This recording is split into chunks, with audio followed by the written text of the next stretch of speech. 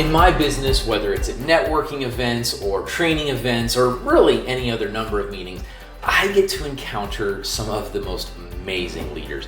I've gotten nuggets that frankly were just transformative to my own mind as I went and maybe even shared a workshop or a class with others. And recently I got to go to a grand opening and I met some of the regional staff and some of the local branch staff and met just some incredible people. And as I got to know them a little bit better and understood what they were doing, what they weren't doing, I learned a couple of things that I thought were really interesting and I just wanted to share with you. The first thing that I wanted to say is that regardless of where you are in your leadership journey, there will always be people that are coming up underneath you. There will always be people that ideally you are helping to get to their next level of leadership or just where they're working. And because of that, I really feel that there's like this responsibility we carry on our shoulders to not just empower people, but really to elevate them. There was one specific branch manager who was fairly young, and when I got to speak with them and learned about their journey, their career, it quickly became apparent that they were standing on the shoulders of giants. This was a tremendous thing because, frankly, most people would question their ability to lead, and yet they were doing a fantastic job. So a couple of things that I've learned from just this one scenario. Number one, it doesn't matter how old you are, but it does matter who mentors you, who is poured into your life, because that's going to make a huge impact, not only on the young leader, but also, of course, on those they're leading. The other thing that I recognized was this organization was really doing their best to provide training and empowerment for their people, and yet, objectively, they were falling short. It wasn't because they didn't want to, it wasn't because they didn't see the need or the value, it was because they didn't understand how to scale effective training. Now this is something that kind of blows my mind because I see this all the time, but basically what had happened was that this organization had defaulted to what I like to refer to as click-through training. Click-through training is the kind of training where you're on your computer, you're doing your training, but you always got something else going on this screen. You've always got something else happening, and so you're multitasking, and then you take your test and do it as many times as you have to do. The other kind of training that they would tend to do is what I like to call check the box training.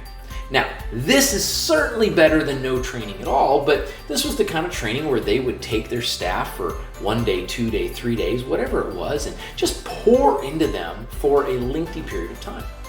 Seems great, except if you've ever been to a 3-day conference, what do you usually walk away with? Frankly, you walk away with a headache and a growing sense of dread at the pile that is in your inbox, don't you? We really support this idea of training and we want this organization to keep doing so, but we would recommend it specifically for the young leaders that are ambitious and desire to do well in their role with their responsibility. Give them something a little bit more manageable, something more digestible, something that they can take and learn from and digest it and implement it and test some things out and maybe even, yes, fall on their face so that they can learn and grow and exceed expectations before they come back and get the next chunk of training. Nonetheless, this young leader was doing a fantastic job. Why? Because they were seeking out other sources of empowerment. They wanted to do well, and that's the kind of leader that I love to work with, but it's also the kind of leader that everyone loves to work with, most of all, their staff. So you're watching this channel, you're obviously already invested in your growth, maybe even the growth of your team, and I just want to say thank you for that, and don't give it up. We don't put out a ton of content, we put out a new piece of information every week.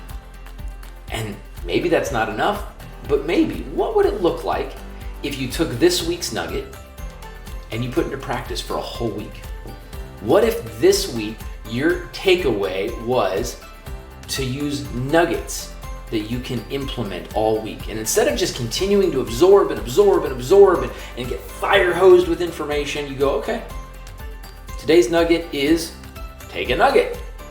And so you find the nugget in today, and maybe that's literally just putting down all of the 50,000 sources of training and saying, okay, today I'm going to invest in my people and I'm going to give them all one nugget.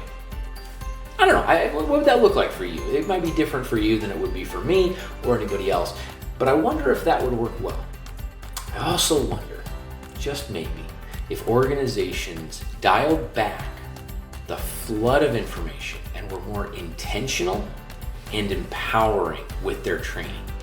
What might that do for their staff's development, their employee retention, and most of all, the impact they get to make, not just on their internal clients' lives, but on all their clients. Thanks for joining me today on the Servant Minded Leadership channel. I'm thankful to have you with me, and I would love it if you would like this video, or maybe comment if you have any thoughts. We always love your comments. Don't forget to share if you feel like this is something other people would like to have as well.